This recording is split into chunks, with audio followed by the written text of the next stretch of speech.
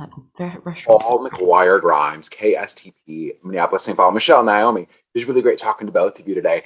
I think that I've watched all 6 episodes and it's so captivating and so thought provoking. So thank you for the time today and thank you for the series.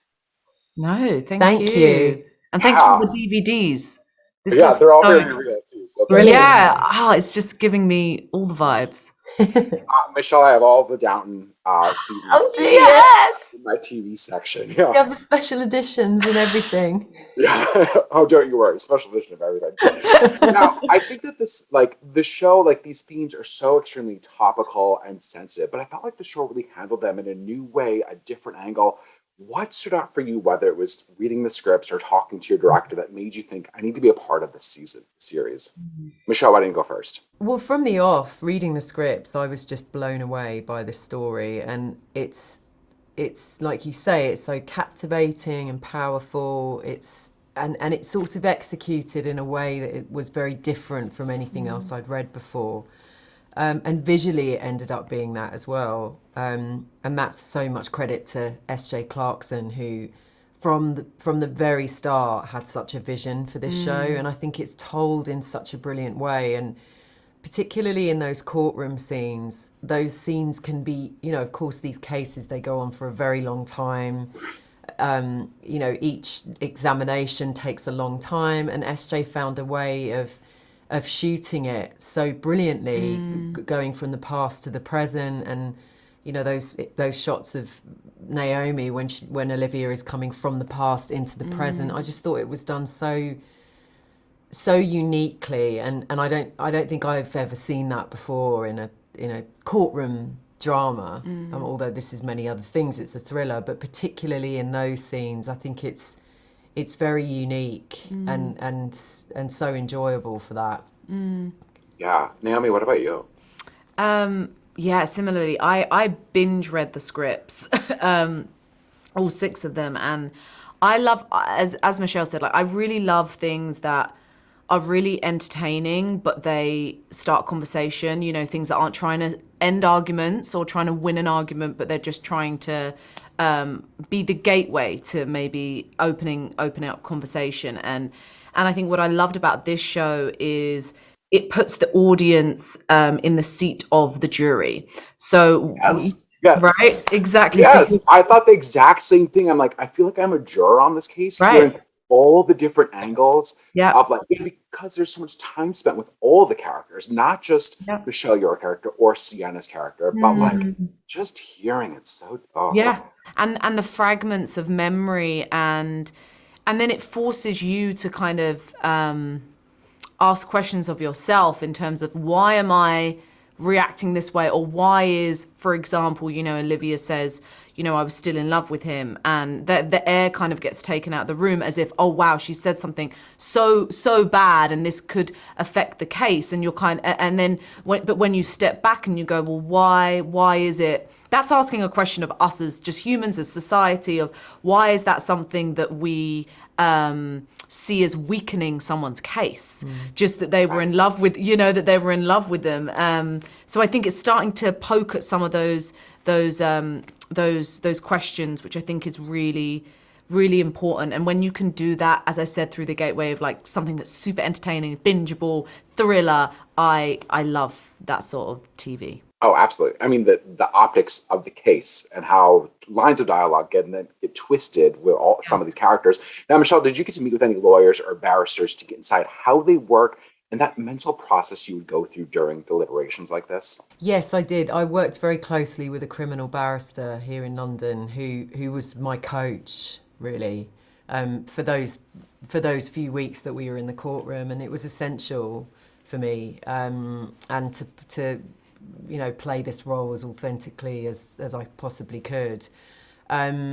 Most of it was learning the tactics that they take, particularly with the cross-examination with James, because they're quite different. With Olivia, there is something that's almost rehearsed, because she doesn't want her client to sidestep and go off in a tangent. So it's all about bringing her back, to what is the most the most important for the case and for the jury to hear. Whereas with James, you know, she's it's all about tactical kind of skills to sort of pull the rug from underneath him so that he reveals, you know, in her eyes, of course, the truth. And so I was fascinated by that, you know, that a prosecutor sort of has these two different kind of versions of the execution.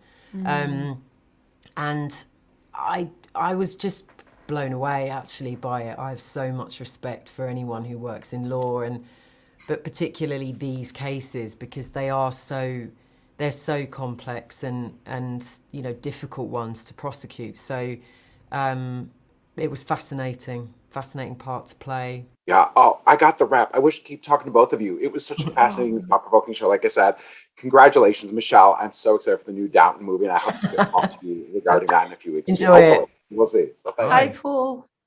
Hello, Paul McGuire Grimes, KSTP, Minneapolis, St. Paul. Sienna, Rupert, it is really great talking to both of you today. I thought that this series, I've watched all 6 episodes, was so captivating and so thought-provoking. So thanks for being a part of it, and thank you for the time today. Thank you. Yeah, now I think that the themes are just so extremely topical and sensitive. I thought the show really handled them in a different and kind of new angle to tell this story. What was it for you that stuck out, whether it was reading the script or talking to your director, that made you realize that you had to be a part of it? Script was so compelling. You know, we got sent a pile of 6 of them, which can be a daunting sight. And I started reading them and I couldn't stop. And that's obviously what you want with this kind of format. It does tackle really interesting, very current themes. And it shows everybody's perspective of events. And they're very different. And I thought that was really an appealing way. It doesn't sort of spoon feed you information. It doesn't tell you what to think, but it lays it out and it's convincing. But I think people might come away having different opinions than certain other people, and that will incur very healthy debate, and it should be polarizing. And yeah, what about you, Rupert? Yeah, I think if the pages turn themselves, then the show tends to be kind of unputdownable as well. And I think that's what SJ and the whole team have pulled off with this, which is great, because that was the goal. Yeah, I like how you said healthy conversations too, because they don't always go that way these days. Whether it's working on this or The Loudest Voice, I would feel like these offer up really close kind of conversations and dialogue with viewers. Does that impact then affect the projects that you want to take on in the future, or the medium of storytelling, whether it's a limited series, a movie, or kind of a long form series? I love the limited series format. You know, this is the second time I've done TV really, and I've had great experiences on both The Loudest Voice and this. I think that both of the shows that I've done, they're kind of, with The Loudest Voice, you're in the belly of Fox News, which I found riveting at that moment in time. And this also deals with things which I'm interested in. What is privilege? What is consent? Ultimately, I love cinema. I love movies. That's how I grew up and why I wanted to be an actor, that collective experience in a dark room. And I wish I had the patience to do a long format thing. I can't imagine playing the same person for years on end, but the TV is really where it's at. It's what most people want to watch, and exciting to be a part of something that people want to see. Yeah, oh, I love hearing that. Yeah, I mean, it's changing the game of how we tell stories and the deep dives you can go in, especially with something like this. Now, Rupert, what did you take away from working on this? And were there conversations that you had as part of your research that have really stuck out to you? Yeah, I mean, the big conversation for this guy was, how do you play someone who you don't particularly like, let alone support or respect or believe? And so trying to see the world the way that James Whitehouse sees the world, someone who's very rarely been told no, who's sort of gotten most anything he wants. And for the most part, is sort of a decent guy on the surface, just has done this thing. But had he not, might well have been an incredibly exciting politician and a brilliant dad and a brilliant husband. Mm-hmm. Interesting. Yeah.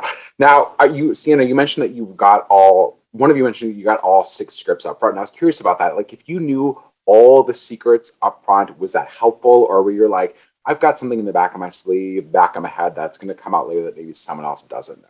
Did you want to know everything up front? I wanted to know the trajectory of the story, just in order to map out the layers. Probably, there were things in the script that I just didn't see coming. In the same way as hopefully when people watch the show, it's useful to know where they end up and where they begin, because there's only so much shock, hurt, betrayal that I can demonstrate. So I like that Sophie is really resolute in her belief in her husband, and of course goes on a pretty intense journey of unraveling, as they all do.